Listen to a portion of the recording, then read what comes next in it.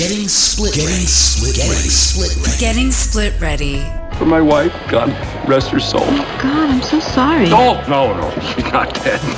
We're just divorced. Unscripted and honest discussions on divorce and separation. Getting split ready. What was I supposed to tell him? I divorced you from the show? Here's your hosts, Doug Katz and Mariah Pleasant. All right, welcome everybody to Getting Split Ready, our August show. Oh, is it August? No, July. Is it July or August? This is our July show. July. Look at, because we're right on the cusp of August. I'm a mortgage guy, so I always think about the month ahead. But this is our safety show. We're going to talk about 4 aspects of safety during divorce and separation: physical safety and security, internet safety and security, mental safety, and monetary financial safety. Our guests on our panel today, again, great guests. We've got Joe Markovich. I said that right? Yep. All right, good. From JCMA, he's the CEO and an IT professional, knows a ton about internet and internet safety. So I'm really looking forward to hearing what he's got to say. And Angeline Schuler, master's in social work and licensed, I always forget, was his licensed certified social worker? Is that Clinical. Right? Clinical. God dang it, I always get that wrong. I write down the acronyms and I forget them. I'm as bad as our president. And the clinical director of New Vista Behavioral Health. So really looking forward to hearing how to keep the brain safe. So leading off, want to talk a little bit about physical safety. And we're going to start with you, Doug. You start with me because I'm our divorce safety pro on here today. You are. So it's not always an issue when people are going through a divorce, but when it is, what are the important considerations that people need to kind of have front of mind when they're thinking about their own personal space and their physical safety? You know, I think of this in a couple of different ways, and I think you've got to really categorize it the right way. And first, intent, right? And know where you don't feel safe. It could be you don't feel safe from whoever your spouse is, or your soon-to-be ex-spouse, but it could also be that you're in a completely amicable breakup, but now you're alone for the first time, and you're having to think about certain things where you felt safe before and didn't have any issues. So I think that's the first step, is what about it is not making you safe, or is it both? Like, what is your intent? What specifically isn't making you feel safe? And I think if you have a therapist, that's another good way to find out, to get at what you don't, where's the angst and the anxiety coming from? Angeline, do you see some of that, like when people start going down that road? Absolutely. Now, the other thing I said, go ahead, I'm sorry, Mariah. I recently had someone come into mediation, and I want to say she was in her mid-50s, and she had never lived alone. Never lived alone. And so it was an amicable split. And money wasn't a huge issue. They just kind of had to figure out how to divide it. But living alone was terrifying to her because she'd never done it. Well, especially, and I think that we tend to think in terms a lot of the female spouse. But if you're living in an area that may have a high crime rate, even if it's a nice area, especially in the cities, you might have a really nice block and a block that might have a higher crime rate. You got to think about those things. So, and I think the other part of it is to think about sort of 3 levels of safety, right? And thinking about like your state of mind, like your mental safety, your physical safety, and spatial. And thinking spatially, like when I say mentally, not what you talk about, Angeline, but more about being in a defensive state of mind, like the best self-defense.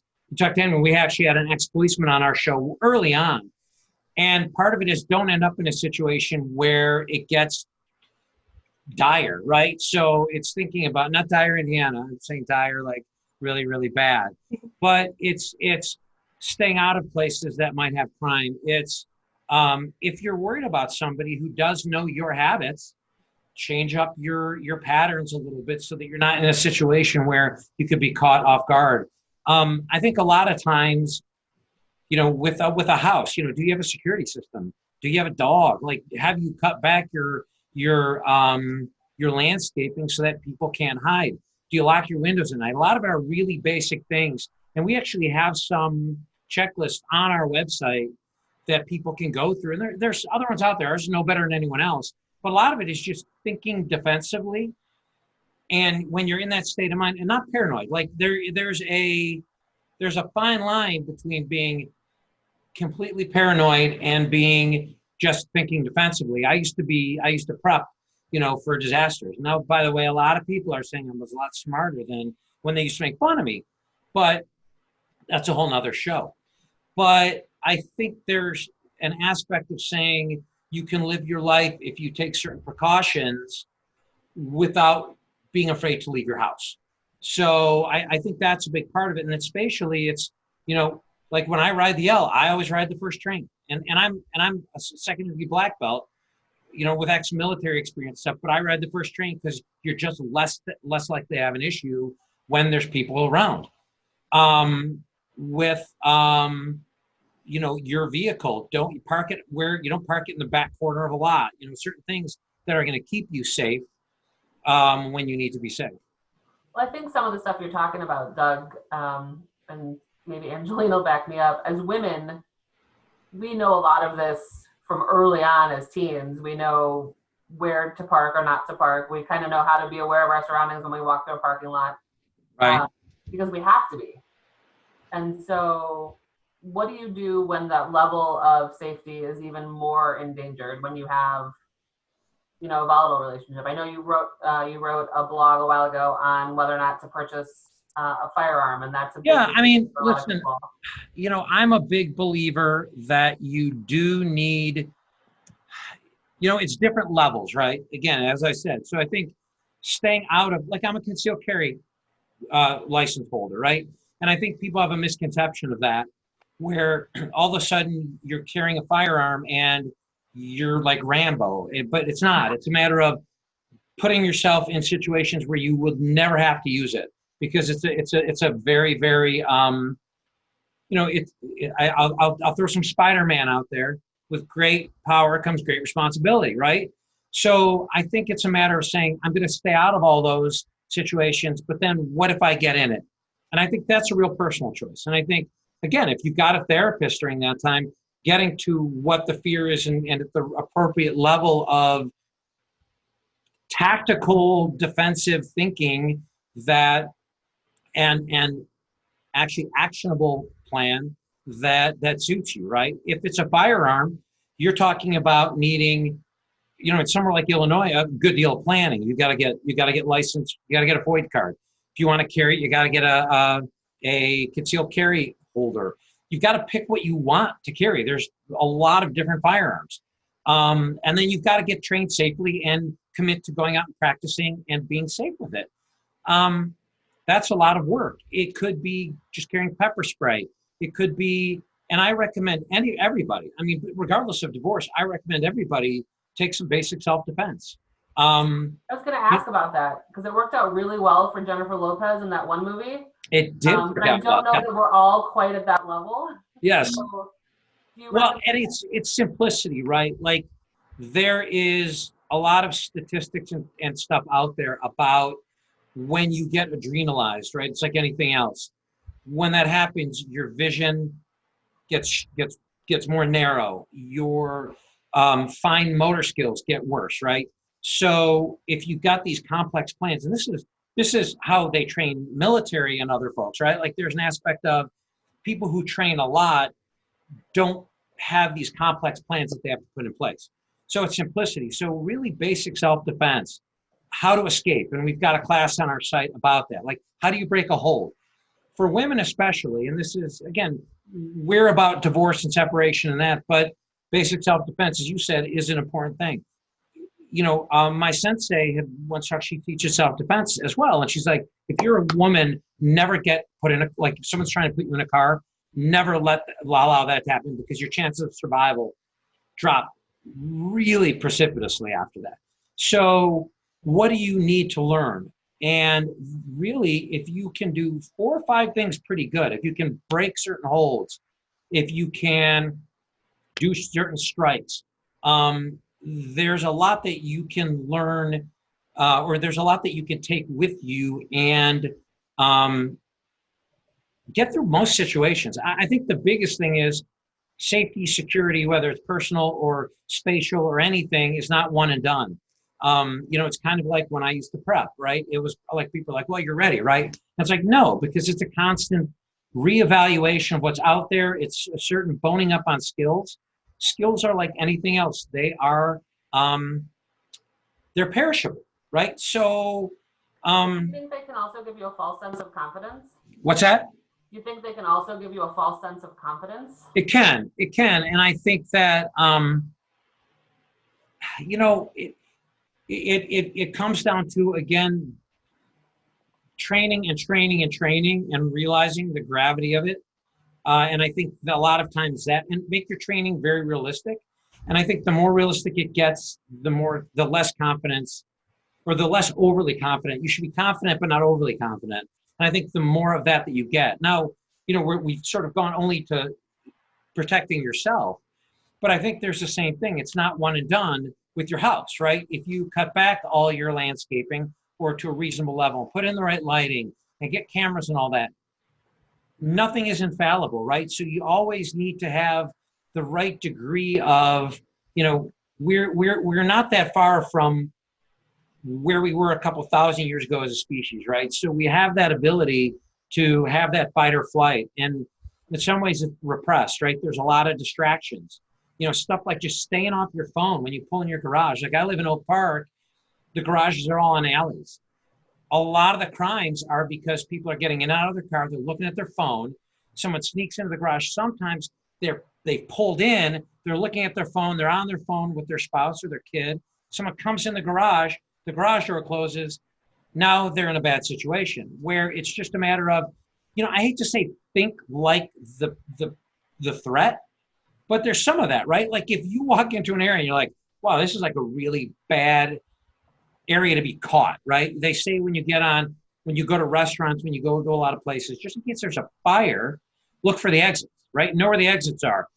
Be able to get up and move to those exits quickly. It doesn't change because it's your house. Like being overconfident in your house, you got to know what the ingress and egress routes are. You got to think about, if somebody was going to do something to you, what would be their logical way of doing it? So I think it's just a lot of common sense. Not to piggyback too much on your Spider-Man theme, but there's been a lot of studies and research that says too, you do have a sense. And when they interview people, when they've had something bad happen, a lot of times there's that few moments beforehand where they're like, this isn't a good place, or your spidey sense goes off and you need to listen to your spidey sense. Totally. And I think that it's allowing that to come out a little bit. But what's interesting is there's also an aspect of response versus reaction, right? And that's very hard to train. It takes a lot of training to do it. But getting to the point where you're not panicked, and where you are able to respond and not freak out, right? And that's where when you keep things simple, that's probably the best way to go. Is the more simple that you keep it, the more likely you are to respond and not react when the time comes. I'm guessing you have some experience with this, Angeline, with safety plans and We stuff do. like that. Yes, definitely. Do you want to touch on that a little bit, on your experience with safety plans? Well, oftentimes we'll identify what were some of the concerns within the marriage. Was there domestic violence involved? Or even in cases where there's not domestic violence, as we know, divorce can be very stressful. And oftentimes what I'll see is one person initiating the divorce and then the other person getting really, really, really unwell. We call it adjustment disorder with mixed mood features, where they start to get depressed and anxious, but then they almost become obsessed with the person who's initiating the divorce. And so there's a lot of things that we kind of put in the safety plan about how to be aware of your surroundings, minimizing contact, making sure someone knows where you're going if you're going to go out alone somewhere. And then also even, I know we're going to get into some stuff about how to protect yourself with the internet side of things, but how to protect your account so that your partner isn't stalking where you're going, things like that. It's not entirely too common in what I see, even though I do specialize in high conflict divorce, but it does happen. And so really it's just identifying what behaviors were going on before the divorce, and then as the divorce is going on, what concerns are the person coming in with, and then just giving them those skills and tools to try to minimize the possibility of being in danger. So if I'm at the beginning stages of divorce, which is when we really hope a lot of people are doing a lot of their research and thinking and planning, right, before they're a year into it, what are some ways that I can make sure that I maintain boundaries and keep myself mentally healthy and safe too? You know, I was actually writing down some ideas as you guys were talking, and one of the things is realizing that in divorce, your support system is going to change. The people who were in your support system may decide to side with the other side or just completely disappear because it's too much for them to go through, and divorce is a very stressful thing. And so just being aware of your support system and knowing who your core people are, like knowing who can you count on and rely on and that they're always going to be there for you, and then keeping your, like what I call stressed out times, to those limited people. So instead of going and talking to everyone or going on Facebook and blasting what's going on, like really just have people that you know are solid, that you can trust to lean on for support. And if you aren't really sure about somebody, then put them in the maybe category. And then maybe get a therapist or a divorce coach or someone else outside of your support system that you could talk to. But really, a lot of it is realizing like who's on your team. And the other thing too is not going to like his family or her family, whatever the opposite gendered person's family is, and trying to like get them pitted on your side, because ultimately family is going to side with their own. And so just being able to be like aware that not everybody has to agree with you, not everybody has to see things your way, that it's okay for people to have their own feelings and opinions, and, you know, just kind of insulating yourself from some of that. I think that's important too with the noise that comes from divorce, right? Because as soon as you enter the realm of divorce, you've got 5 or 6 friends who've been through it who want to tell you everything they learned, which is probably super well intentioned, but not super useful in all cases. That's Right. for sure. Go ahead. No, I was going to say this is, you know, I think it really, it's very interesting, the degree, like the breadth of consideration that people have to have when they're doing this, especially in high conflict divorce. But we got to move on because we've only got so much in store. We're coming back to you on the mental part. So I want you to keep thinking in that direction. But we're going to pivot real quick, talk a little bit about the internet, right? Because you were talking a little bit about it from social media and all of that, but really everybody's lives right now are everything you do is tied to the internet, right? So your email, of course, your social media, your phone, you know, everything is there. So I want to turn it over to Joe and start a conversation about when you're in this situation and you're breaking up a couple, not breaking up, well, when you're breaking up as a couple, we don't break up couples. When you're breaking up as a couple, what are some considerations that people should have with respect to internet safety? Well, I liked Technology, I liked what Angeline said about the core people, because there's all those privacy settings in social media. Let's use social media example. There's all those privacy settings. Use them, you know, and don't broadcast. We have this tendency to broadcast everything we do. Stop doing it. You're basically you say you're leaving the front door open with a big giant open sign pointing to it that says "Come in." Like, stop doing it. Like, that's controllable. You can stop doing that, or at least minimize it as much as you can, because you are opening it up. That's also getting into the physical security, because like you're posting that you're not at home. Well, someone's watching your house, and then now guess what? They know Right. You're not home. You know, things like that. And and the ability to set somebody off. We were talking about, you know, high conflict divorces and volatile spouses or ex-spouses. Them seeing you up with another person would probably not be the best thing in terms of lighting a fuse. Right. It may not even be a significant other. It could be a picture of you out with 2 or 3 friends. There's one person that sparks the interest or the jealousy of the other person, and it might not even be someone you're involved with, but that can get the ball rolling. Yeah, and I'd also written some notes about, like, you know, everything about yourself is on the internet. You just do a search in your name and you find everything, and it's even down to places you've been, or, you know, you wrote a review about something, whatever. It's just Mariah called it the spidey sense, and it is like the spidey sense, like, you know, taking those extra couple of seconds to think, do I really need to do this? Because again, someone's going to find it out on the internet, which is the simple search on Google, Bing, whatever. Like, just being really careful of what you're putting out there, because all of that's traceable back. All of it. So what about things like passwords? You know, we were talking a little bit on my segment about Ring cameras, security cameras, and things like that. Well, those are hackable, right? Same Right. kind of thing. So, what are some considerations for stuff outside of social media? You know, in terms of people's technology safety. So everything has a password, but you need to make it sure that it's a secure password. It's got to be, and everything now, most everything, I would say about everything, has the two-factor authentication or the multi-factor authentication, where you have to have a second form of security. It's a text message. It's an app you download from Google or Microsoft. You need to use those. You have to have that second, because every password is breakable. Like the password is a risk all by itself. You need to set up the two-factor authentication for everything on top of using a secure password. So a secure password is like, 12 characters.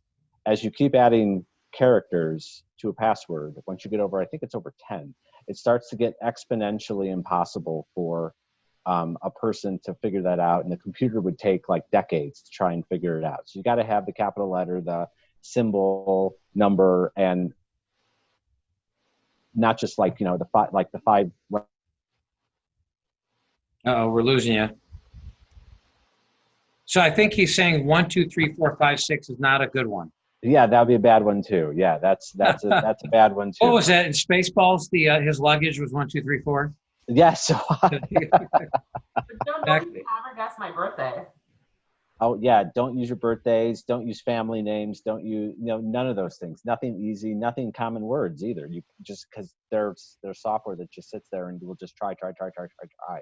And then even if it gets it, if you have the second layer of security, well, nothing can get that except you. Just don't lose your phone. That's the one thing with the second level of security. It's usually on your phone. Don't lose your phone, like, for sure. And even, that's a good point to bring up too, is on your phone, make sure that your phone's got a passcode on it, at least the passcode or Face ID, at least one of them. Because I do know a lot of people that don't even have a passcode on their phone. It's just wide open.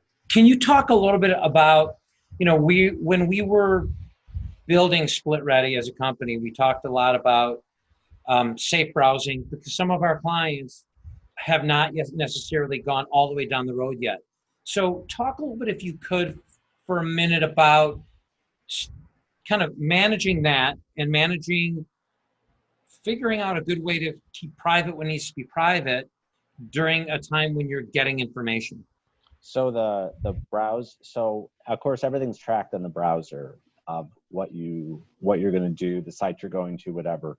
So that's like the big thing of like clearing the cache, clearing the website you visited, clear the cookies out, which has its own other set of issues when you do that, because if passwords or like tokens are stored in the cookies, like for your online banking or like, the power company, whatever.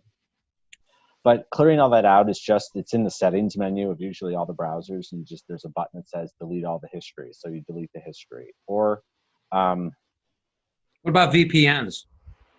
So those are okay, but What about what?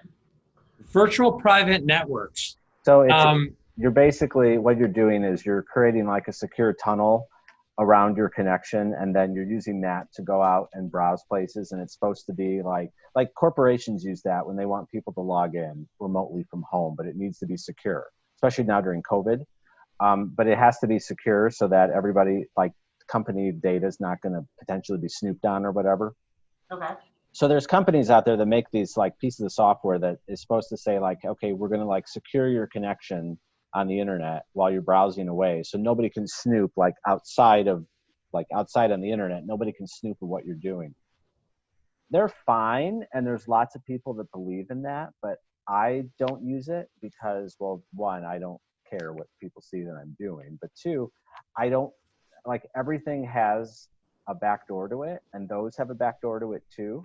So nothing is like infallible of like it's gonna always work. it's not there, because if it was, we would all be robots instead of humans, and we would never have to worry about security because it wouldn't be in our programming. Hey, could you move your mic up? It's hard to hear you right now. Do you have a mic? I've got the Much better. There you go. there we go. We were losing you. You have such Oh, great sorry stuff about today. that. We don't want to lose you. So yeah, I'm not a huge believer in like those VPNs, like for the you pay the subscription, like that, $50 a year or whatever it is. I'm not a huge believer in that. You just have to be I think it was Angeline, it was you were talking about like common sense. A lot of it's just common sense too. Just be careful what you're doing, and clear out everything like all the browser history and all that. The one thing about doing that though too is that someone's going to know you did it, because all of a sudden like there'll be no saved websites, and like everything loads slower because the cache has all been deleted. So someone's going to know that you're hiding something though. Well, no, or you just need a viable backstory that things were running slow, and I looked, and this particular site said you had to clear the cache, and all that kind of stuff. Couldn't you just search in incognito mode when you're searching? Wouldn't that help? It sort of helps, only in the thing that like it's blocking all those like tracking requests that websites do to know who you are, to like serve you ads. So that's incognito is like, it's okay for that, but you still would still have the browser history though. Like the browser history still shows up. So that's more for like, you don't want the websites to track that you've been there. What about encryption? Talk a little bit about that, because you might be having correspondence with somebody and you want the information to stay safe. So anything like when you're using like the free public email, so like Gmail, Yahoo, AOL, there's a couple others I can't remember. So all of that is basically, the best way to say it is you're throwing a paper airplane in the air, and whoever catches it, catches it. So if you're sending anything that's, personal, or you don't want prying eyes, email's not the best way to send it. So there's plenty of options of those, like, online file storage places that say that like, we'll give you a bunch.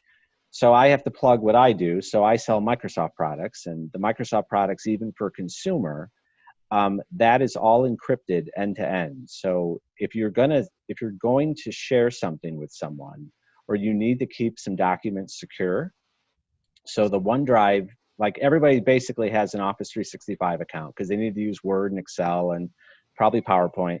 So all of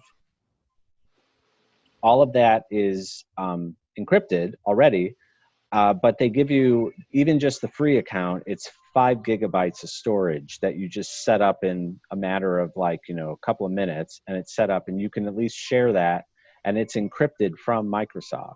Is that like that becomes a document vault? Basically, because one of the nice features of your Office 365 subscription that comes with the software is there's a thing in there called Personal Vault. And Personal Vault has like another wall of security and encryption on top of what the cloud storage already has. So you have to have a second form of authentication to look at the documents, so like a PIN code or from an app. It only lets you in, and if it detects that there's been inactivity for like 15 or 20 minutes, it locks you out again. And Losing you again. Oh, and you have to relog in. Sorry, this is my. I'm getting you one of these, man. This is. I know. I need a real big gun. I borrowed from a real my son. microphone, not my gym headset. And so they put an extra level of security around it, and they also then it's like a time sensitive access. So you only get 20 minutes of like idle time, and then it locks you out, and you have to re-log in to access. So that could be like your passport or your driver's license, or if there was like financial stuff you want to keep secured. So this feature is part of your subscription that you see it, but they don't really it's not really like 100% talked about when you like sign up or everything, but it's there. So it's better than sending over email. Like, don't send really anything personal over email. What is that called again? It's called it's OneDrive from Microsoft. So if you don't have an Office 365 subscription, it's 5 gigabytes and it's free, and there's no cost at all. If you do have an Office 365 subscription to get the applications, then you get OneDrive as part of it, just a bigger OneDrive. It's 1 terabyte. But there's this feature in there called Personal Vault, and it is like an extra level of security around like the really critical stuff in your life that you could save up there. And it's also accessible on your phone too. It's the same encryption, but it's just through the phone app instead. Now, what about, are there any good messaging apps that you would recommend? There's a ton out there. I know the kids change it all the time, but are there any messaging apps where if there were people who were helping you through your divorce, if you wanted to be able to communicate and not have it out there, are there any of those you'd recommend? There's so many of them that you just take your pick, And they're all secure. But yeah, they're secure well, security is also what you want to believe in too. So if you think it's secure, it's going to be secure. But there's so many out there that you basically take your pick. There's text message is probably the worst because that's unencrypted and that goes out just over the public network. So text message is probably the worst. And I would say that I can't make a recommendation, honestly, because there's too many. Somebody may use WhatsApp. Somebody may use Facebook Messenger. Somebody may use... No, but is Facebook Messenger secure? Nothing is really secure. Better than texting? But Facebook You're Messenger... crushing my illusion, man. I know. I'm sorry. I have to bring you back to reality, Doug. And the Facebook Messenger it's there because, again, a lot of people use it because they're on Facebook. So it's like it's an app. You just pop the app open and start talking away. Which ones, and again, I just know partly what I know because I got 2 teenagers, but there are some where the messages disappear, right? Yeah, like Snapchat does that. And I can't think of the other one. See, as you can tell, I don't use any of these because like I'm old school. Well, I'll just pick up the phone and call. So then you need a burner phone. Yeah, then you got to have a burner phone. Right. So I was just getting caught up on my Better Call Saul. And he was selling burner phones. And I'm like, that's a great episode. No, that's great input. And if people want to get hold of you, now I know we use you. You do a great job for us. So you guys do great work for businesses, end to end, technology and the marketing stuff. But if anyone has any questions for you, can they reach out to you? Yeah, it's the best way to get us it's our email. It's hello, HELLO at jcmainc.com. Okay, great. And we'll probably have that stuff up on where we host the podcast. So just say one quick thing about the technology though, is what I'm constantly surprised and we've known you for a couple of years, Joe, is that a lot of the things that I call you up and say, hey, can I do this? Is there a program that does this? And you're always like, yeah, it's in Microsoft. You already pay for it. Like, oh, really? Tell me about that. And so so as you're looking at document vaults, or you're looking at, how do I make this file for my lawyer? And sometimes lawyers have their own software, and there's other things out there that you can pay for. A lot of us have it already, right? Like we just don't know that we have it. Right. So we're going to get you to write some blogs for us, Joe, and explain to me. Yes. You said something about Facebook privacy settings, and in my head, I'm like, yeah, I don't think I use those at all the way I should probably use them. So, well, remember we had a show a couple months back about what can be subpoenaed and what could be like used in court, and a lot of Joe, a lot of what you were talking about is really important. And Angeline, we're actually going to shift to you next, but a lot of what you were talking about visibility and what you're doing out there, what you're saying out there becomes part of your digital footprint, and it gets really bad. But so we're going to shift gears and move over and talk a little bit about mental safety, because you deal with high conflict. So I think I hate to say people at their worst, but I think more people are starting to understand that, not through divorce, but through COVID. And that stress really moves you more toward that lizard brain, moves you more toward reacting and not responding, as I talked about before. And it can get you in a bad state of mind. So talk a little bit about mental safety, like keeping yourself sane. Oh, we lost you. Are you on mute? You're muted. Can you hear me? Yes, there we go. Okay, there's a lot to that. One of the things, obviously, like you said, with stress is that we see statistics-wise, the more stress that there is within a family system, the more likelihood there is of things like child abuse.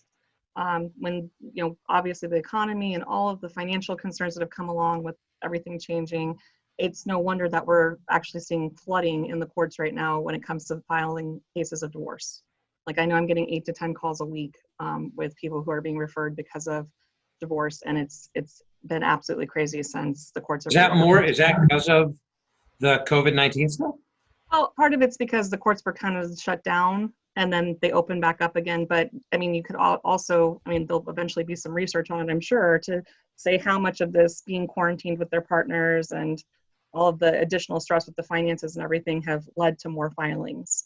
And so the belief is that there is more filings now than there was pre-COVID-19, but divorce filings tend to come in waves anyways. So we'll see how it plays out overall with the statistics. But the point is realizing that, or one of the things I wanted to say with mental safety is usually there's two people in a divorce, and this isn't always every case, but usually there's the person initiating the divorce and then there's the person being divorced. And the part of mental safety depends on which person you are. And so if you're the person initiating the divorce, you're going to need to have another possible strategy plan than the person who is being divorced. So would you agree with that? That's been your guys' experience, that you've seen that as a theme? That makes a lot of sense, yeah.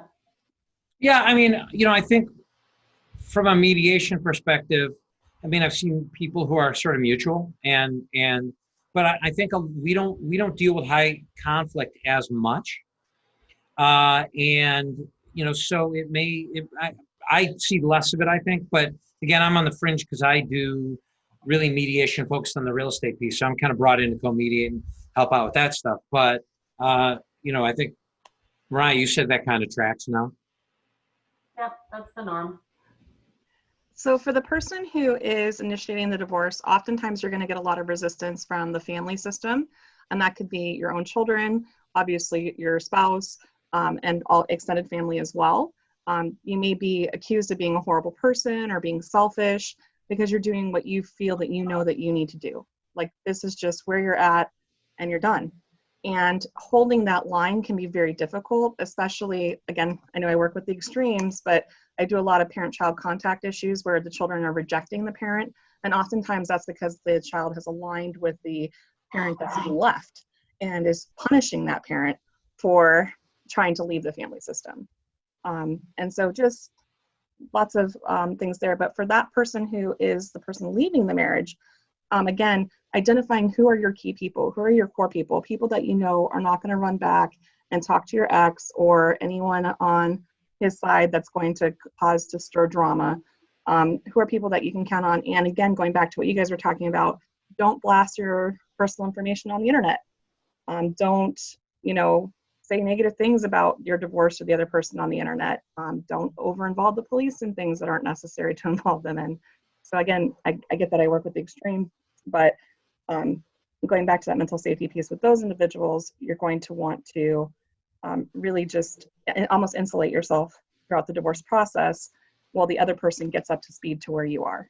Are you ever able to redirect them in terms of, there's a lot of energy, right? Whether it's good, bad, whatever, there's energy kind of created through that, but redirecting to where it can be somewhat constructive instead of destructive. Are you able to successfully do that ever?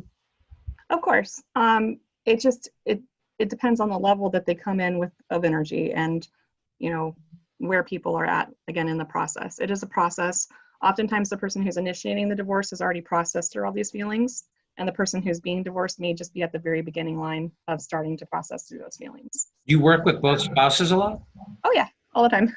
Oh, wow. Okay. Do you ever set up like ground rules to maintain that mental safety, like the so that they know what's appropriate, because they forget, right? Absolutely.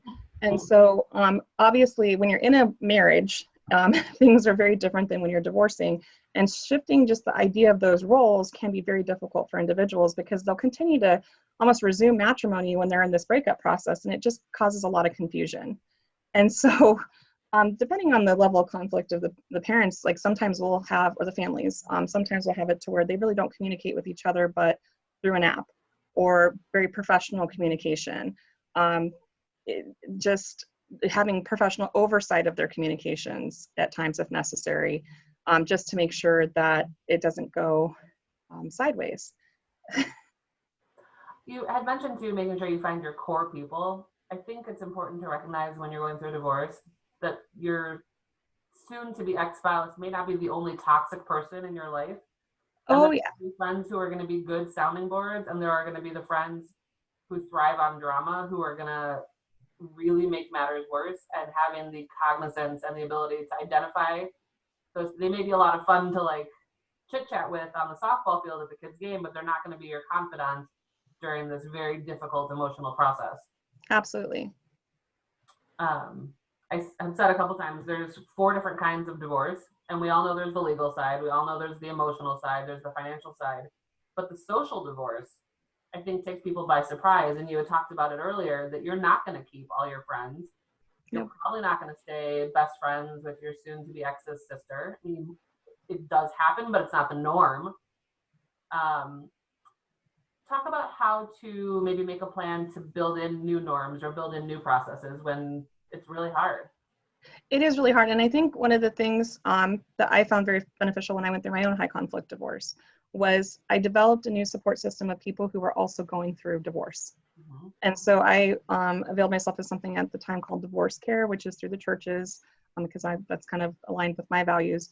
And actually went twice. I went to 2 sessions of it. Once. Yeah, a lot of people do. And it was so helpful. I have developed friendships out of that group and out of that time period with people going through the same stuff as I was going through that I will have for the rest of my life. And it was helpful because then my other friends, I wasn't exacerbating them with all the stuff from my divorce, because you can only hear it so many times and you get stuck in things. And then it just drains everyone around you, especially when they're going on with their normal lives where they're not going through the same crisis as you are. And so I know, like, we started a free divorce group at my facility that we have on Sunday nights at 7. And just finding some kind of place where you can get together with other people who are going through the same thing can be very, very helpful in the growth process. Now, I have a question. Like, a lot of this, it seems like, is about awareness, right? Like, and recognition. How do you help people recognize those feelings and sort of deal with them the right way, as opposed to like just having this big ball of angst? Well, oftentimes we have to look at, this is going to sound very therapy-like, but we have to look at the core values of what their beliefs were around marriage. And we have to go back to, when did those values start, even in childhood? What were the thoughts that they had surrounding marriage? Like, I'll get people who are really angsty when they believe that divorce is unacceptable. Divorce is never an option. And then the other person is divorcing them. And so then we have to go back to, well, where did you develop this belief? And then we have to start kind of poking holes at it. And we have to get them to do the work to shift their thinking. And if anything, we have to talk about control versus love. You know, are you wanting to be with this person because you love them or because you want to be in control of them? If they're asking to be set free, then is that love? And then once we can get them there, a lot of times the angst will go down. But I like that. That was very therapy-like, but you're a therapist, so we allow that. That's why we had you on the show. What about kids? We're really talking about the spouses, but mental safety, again, the physical safety and stuff we're talking about really centers around the divorcing parties. But the kids are pretty vulnerable during these times. Absolutely. And I think the hardest thing is that sometimes parents, and particularly more immature parents, want to convince or win over their kids, or, make the kids side against the other parent, even though it may not be intentional. It's just natural. And we have to be very, very mindful as parents not to talk negatively, not to make any comments of any kind that could be even perceived negatively about our other parent. We have to just know that we have to shield them because it's in their best interest. And we have kids, especially teenagers, they want to know everything. They feel like they have the right to know everything, but we still need to realize that developmentally, they're not mature enough to understand the complexities of the situation. So, and it's so just causing stress. You shouldn't go to them for the technical support like that Joe is giving in terms of, hey, what app should I be using during divorce? They know, I'll tell you, at this point, I thought I knew technology. They know technology. So My guess is they're not, but probably not the appropriate tech support. I was just having this conversation with someone the other day, Angeline.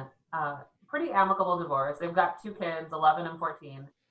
And I suggested therapy for the kids, because I suggest therapy for the kids in every situation. And they're like, well, why? We get along. I was like, yeah, but even in the like happiest, best, scenario where you do get along, they can't come to you and complain about dad, or they can't go to dad and complain about mom because there's a divisiveness that wasn't there before, and you give them their own person.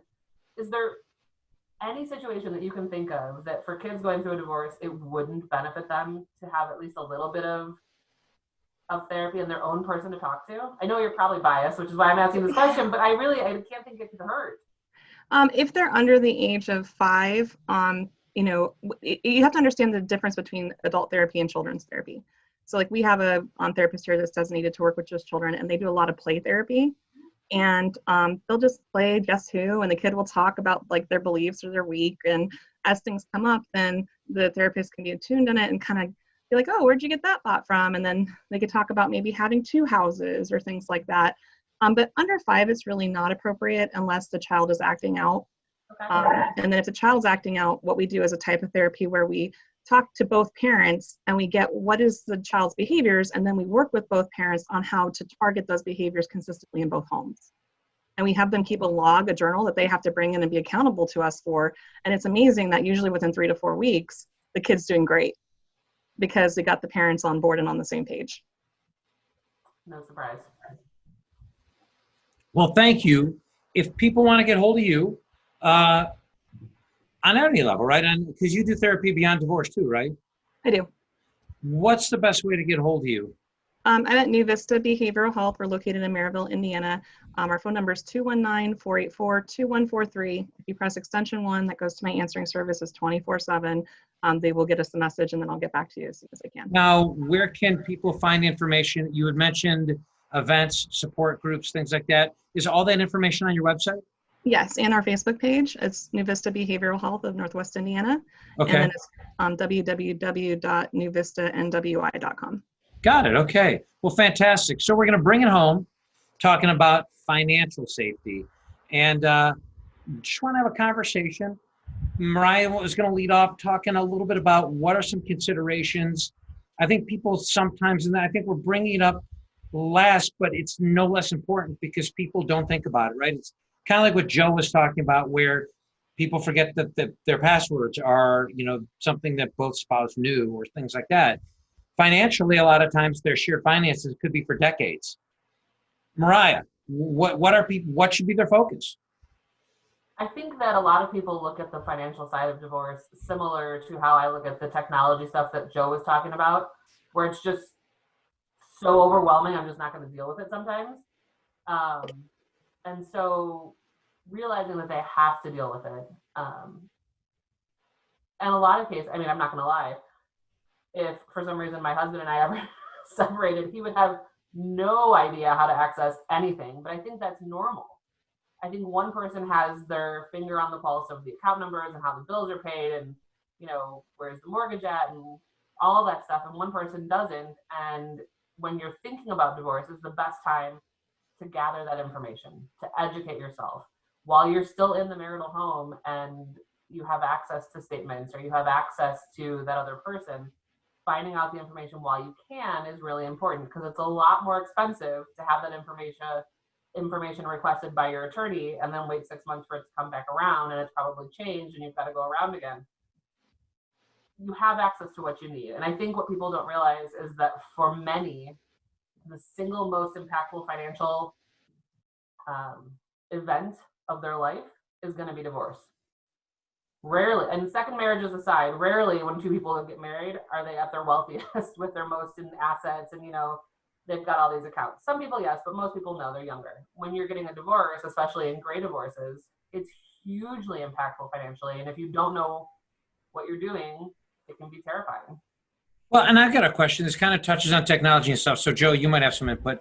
There's a lot of these systems out that are like financial information aggregators, right? Where you might have your money somewhere, but you've given access to these platforms where it pulls balances and all kinds of stuff. this really again touches on technology and finance. How do you make that safe? How do you put that in a situation where you're protecting the asset, but also keeping the information in a manner that you can use it during mediation? I'm not sure I understand the question. Well, there's a lot. Okay, I guess let me try and say it a different way. There's a lot of information out there with those aggregates, right? And it could be accounts that are individual accounts, it could be joint accounts, it could be all that kind of stuff. And the minute you're getting divorced, that access still exists. Oh, for sure. What are steps people can take, but that aren't going to be steps that complicate the divorce, but that also protect their best interests? That's what I wanted to ask. Do you recommend just shutting that stuff down? Yes, in some cases, right? So you've got to start changing passwords at some point. Can you just go close accounts and move money around? You shouldn't, and it's going to come back around to get you anyway, even if you do. But that goes back to knowing where you stand. If you don't know that we have 6 bank accounts between the two of us, and 2 are at Chase, and 2 are at First Midwest, and then we've got 2 online ones, you don't even know where to look. And I think it kind of goes back, what are your immediate needs? As you're going through this divorce, what are your immediate needs? Do you know where you're going to live? Do you know how you're going to provide for yourself during the proceedings? An amicable divorce can be done in 3 or 4 months. A non-amicable divorce can go as long as it can go. 2 years.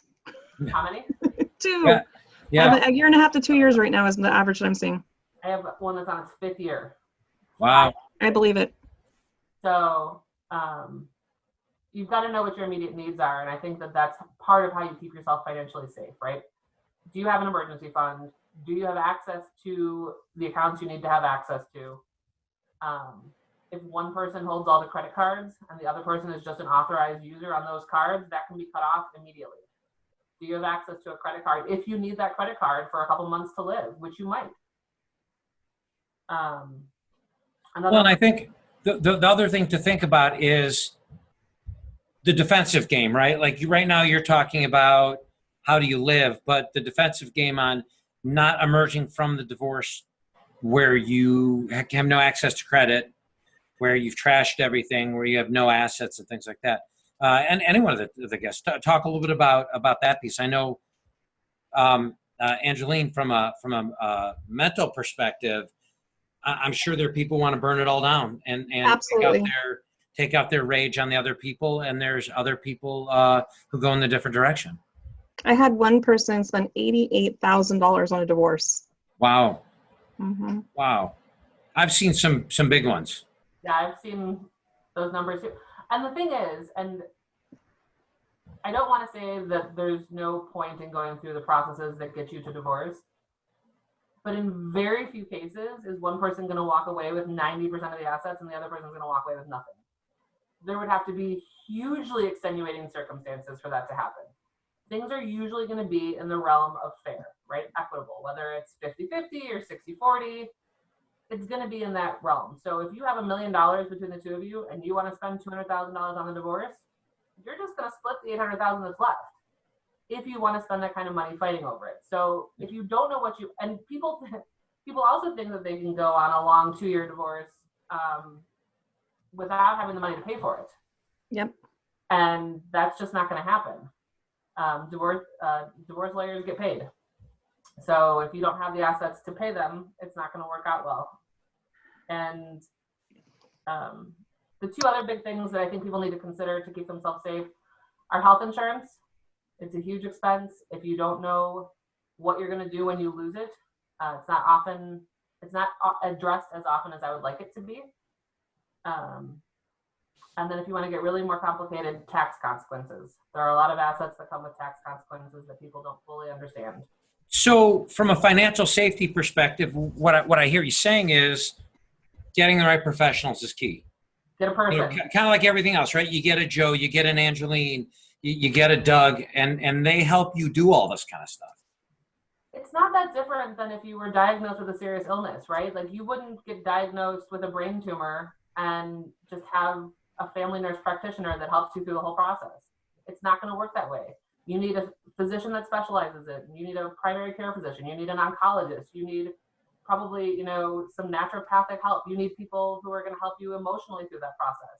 When you're looking at something as big as a divorce, which it is, and it shouldn't be minimized, get your team, get your technology person. I know that's probably not as easy to find, but I wouldn't know how to do half the stuff if I didn't have Joe to call. So get your person who's going to help you, get a therapist, get a financial person. If you aren't the person in the relationship, even if you are, get someone who knows about money and taxes, because those mistakes are so costly. So, and if somebody is frightened, what's the first steps they should take to make sure that their finances are safe going into a divorce and coming out of it? Gather your information. I can't stress enough to gather your statements, gather your information, know what the health insurance covers, know where the retirement accounts are, know if there's a pension, know that if you've been married for 9.5 years, 10 years is a really important mark. Do all your reading and do all your Googling and drown out the noise from other people who are going to tell you how to do it if they're not a professional. Absolutely. Well, great information again. Great show. Thanks to our guest, Joe Markovich from JCMA. And everybody knows how to get a hold of you if they have technology questions. Angeline Schuler from New Vista Behavioral Health. We'll have your information up there as well after this.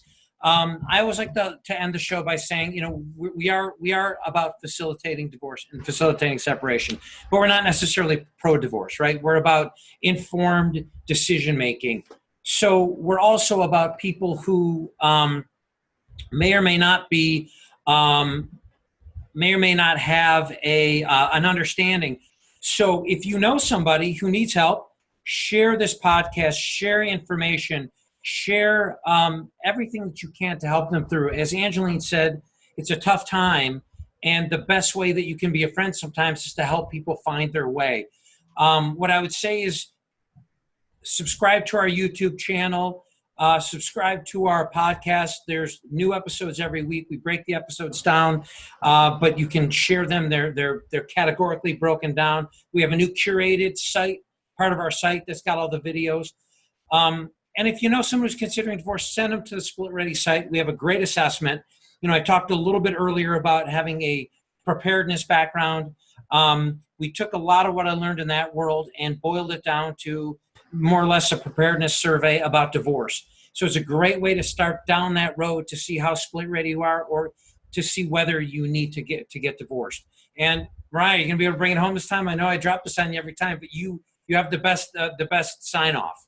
I know, but I never remember it. If you or someone you know is going through a divorce, go to www.splitready.com. And we do believe, and this is why we do it, that you can get through your divorce with your finances, your integrity, and most of your sanity intact. And we'll throw personal safety in there this time too. So thanks to our guests again. Really appreciate you taking the time and talking to our listeners. And we'll see all of you in August. Have a good one. Thanks. Bye. Woo.